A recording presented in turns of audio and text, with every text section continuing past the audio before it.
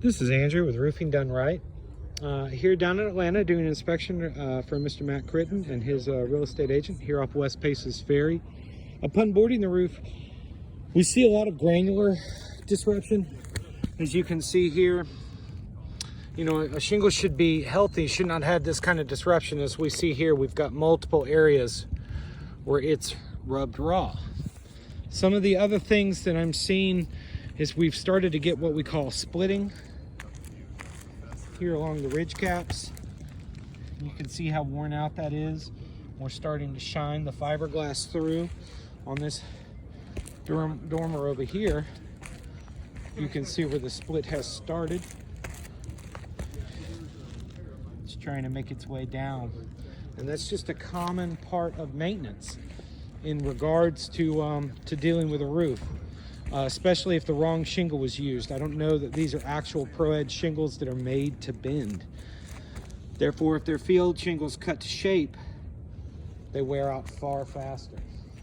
Also, while I was in this general area, I came across a nail here.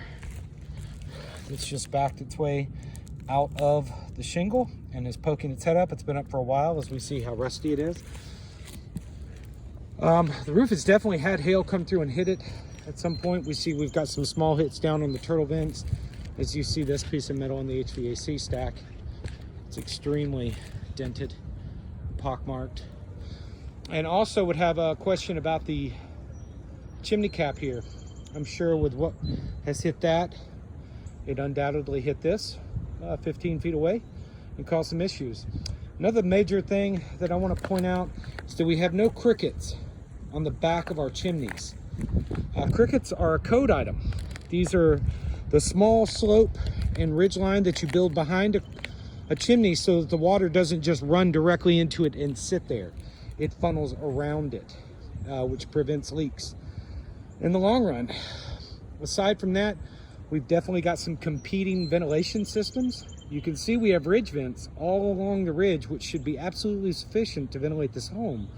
But then we've got two competing turtle vents down here, 1, 2, and we have a power fan over here. These are very ineffectively placed. By putting them there mid-slope before the hot air can reach the peak, we've interrupted the flow from the soffit vent up.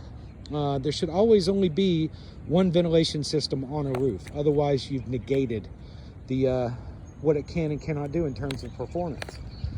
But this roof is definitely in need of some major maintenance. We're missing crickets on both chimneys. Looks like we've lost a shingle down here on the end of the ridge. And at this point, I want to go ahead and thank you for the opportunity to do this inspection. Pardon me.